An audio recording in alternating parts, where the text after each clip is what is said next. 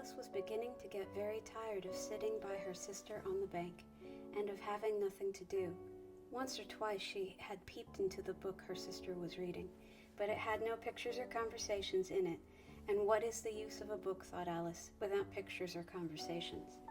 So she was considering in her own mind, as well as she could, for the hot day made her feel very sleepy and stupid, whether the pleasure of making a daisy chain would be worth the trouble of getting up and picking the daisies, when suddenly a white rabbit with pink eyes ran close by her.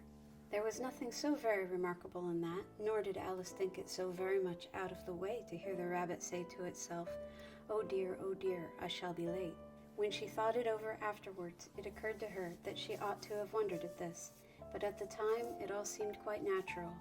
But when the rabbit actually took a watch out of its waistcoat pocket and looked at it, and then hurried on, Alice started to her feet, for it flashed across her mind that she had never before seen a rabbit with either a waistcoat pocket or a watch to take out of it, and burning with curiosity, she ran across the field after it, and fortunately was just in time to see it pop down a large rabbit hole under the hedge. In another moment, down went Alice after it, never once considering how in the world she was to get out again.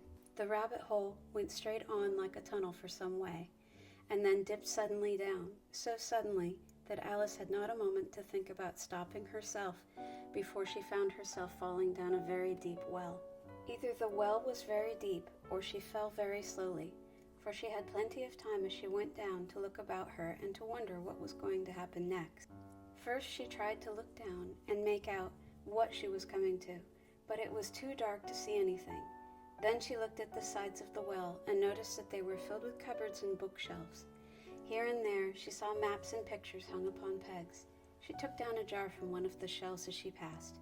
It was labeled orange marmalade, but to her great disappointment it was empty. She did not like to drop the jar for fear of killing somebody, so managed to put it into one of the cupboards as she fell past it. Well, thought Alice to herself, after such a fall as this, I shall think nothing of tumbling downstairs. How brave they'll all think me at home. Why, I wouldn't say anything about it, even if I fell off the top of the house, which was very likely true. Down, down, down. Would the fall never come to an end? I wonder how many miles I've fallen by this time, she said aloud. I must be getting somewhere near the center of the earth. Let me see, that would be 4,000 miles down, I think. For you see, Alice had learnt several things of this sort in her lessons in the schoolroom, and though this was not a very good opportunity for showing off her knowledge, as there was no one to listen to her, still it was good practice to say it over. Yes, that's about the right distance, but then I wonder what latitude or longitude I've got to. Alice had no idea what latitude was or longitude either, but thought they were nice grand words to say. Presently she began again. I wonder if I shall fall right through the earth. How funny it'll seem to come out among the people that walk with their heads downwards. The antipathies, I think. She was rather glad there was no one listening this time, as it didn't sound at all the right word. But I shall have to ask them what the name of the country is, you know. Please, ma'am, is this New Zealand or Australia? And she tried to curtsy as she spoke. Fancy curtsying as you're falling through the air. Do you think you could manage it? And what an ignorant little girl she'll think me for asking. No, it'll never do to ask. Perhaps I shall see it written up somewhere. Down, down, down. There was nothing else to do, so Alice soon began talking again. Dinah'll miss me very much tonight, I should think. Dinah was the cat. I hope they'll remember her saucer of milk at tea time. Dinah, my dear, I wish you were down here with me. There are no mice in the air, I'm afraid, but you might catch a bat, and that's very like a mouse, you know. But do cats eat bats, I wonder? And here Alice began to get rather sleepy, and went on saying to herself in a dreamy sort of way, do cats eat bats? Do cats eat bats? And sometimes do bats eat cats? For you see, as she couldn't answer either question, it didn't much matter which way she put it. She felt that she was dozing off, and had just begun to dream that she was walking hand in hand with Dinah, and saying to her very earnestly, Now, Dinah, tell me the truth, did you ever eat a bat? When suddenly, thump, thump, down she came upon a heap of sticks and dry leaves, and the fall was over. Alice was not a bit hurt, and she jumped up onto her feet in a moment. She looked up, but it was all dark overhead. Before her was another long passage, and the white rabbit was still in sight, hurrying down it. There was not a moment to be lost. Away went Alice like the wind, and was just in time to hear it say as it turned a corner, "Oh, my ears and whiskers, how late it's getting." She was close behind it when she turned the corner, but the rabbit was no longer to be seen. She found herself in a long, low hall, which was lit up by a row of lamps hanging from the roof. There were doors all around the hall, but they were all locked, and when Alice had been all the way down on one side and up the other, trying every door, she walked sadly down the middle, wondering how she was ever to get out again. Suddenly she came upon a little three-legged table, all made of solid glass. There was nothing on it except a tiny golden key, and Alice's first thought was that it might belong to one of the doors of the hall. But alas, either the locks were too large or the key was too small, but at any rate, it would not open any of them. On the second time around, she came upon a low curtain she had not noticed before, and behind it was a little door about 15 inches high. She tried the little golden key in the lock, and to her great delight it fitted. Alice opened the door and found that it led into a small passage, not much larger than a rat hole. She knelt down and looked along the passage into the loveliest garden you ever saw.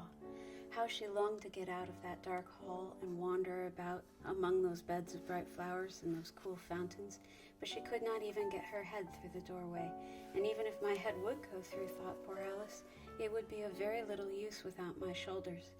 Oh, how I wish I could shut up like a telescope. I think I could, if only I know how to begin. For you see, so many out-of-the-way things had happened lately that Alice had begun to think that very few things indeed were really impossible. There seemed to be no use in waiting by the little door, so she went back to the table, half hoping she might find another key on it, or at any rate a book of rules for shutting people up like telescopes. This time she found a little bottle on it, which certainly was not here before, said Alice, and round the neck of the bottle was a paper label with the words "Drink Me" beautifully printed on it in large letters. It was all very well to say "Drink me," but the wise little Alice was not going to do that in a hurry. "No, I'll look first," she said, "and see whether it's marked poison or not," for she had read several nice little histories about children who had got burnt and eaten up by wild beasts and other unpleasant things, all because they would not remember the simple rules their friends had taught them, such as that a red-hot poker will burn you if you hold it too long, and that if you cut your finger very deeply with a knife, it usually bleeds. And she had never forgotten that if you drink much from a bottle marked poison, it is almost certain to disagree with you, sooner or later. However, this bottle was not marked poison, so Alice ventured to taste it, and finding it very nice, it had in fact a sort of mixed flavor of cherry tart, custard, pineapple, roast turkey, toffee, and hot buttered toast. She very soon finished it off. "What a curious feeling," said Alice. "I must be shutting up like a telescope." And so it was indeed. She was now only 10 inches high, and her face brightened up at the thought that she was now the right size for going through the little door into that lovely garden. First, however, she waited for a few minutes to see if she was going to shrink any further. She felt a little nervous about this, for it might end, you know, said Alice to herself, in my going out altogether like a candle. I wonder what I should be like then. And she tried to fancy what the flame of a candle is like after the candle is blown out, for she could not remember ever having seen such a thing. After a while, finding that nothing more happened, she decided on going into the garden at once. But alas for poor Alice, when she got to the door, she found that she had forgotten the little key, and when she went back to the table, she found she could not possibly reach it.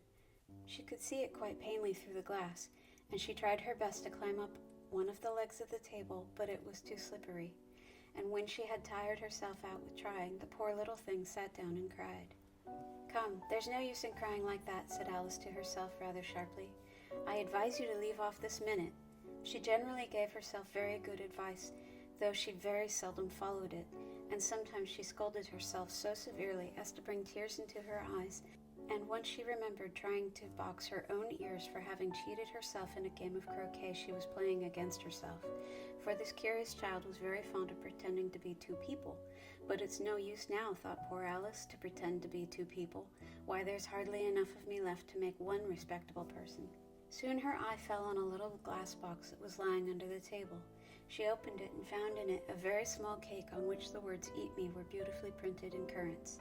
"Well, I'll eat it," said Alice, and if it makes me grow larger, I can reach the key, and if it makes me grow smaller, I can creep under the door, so either way I'll get into the garden, and I don't care which happens." She ate a little bit and said anxiously to herself, which way, holding her hand on the top of her head to feel which way it was growing, and she was quite surprised to find that she remained the same size. To be sure, this generally happens when one eats cake, but Alice had got so much into the way of expecting nothing but out-of-the-way things to happen that it seemed quite dull and stupid for life to go on in the common way. So she set to work and very soon finished off the cake.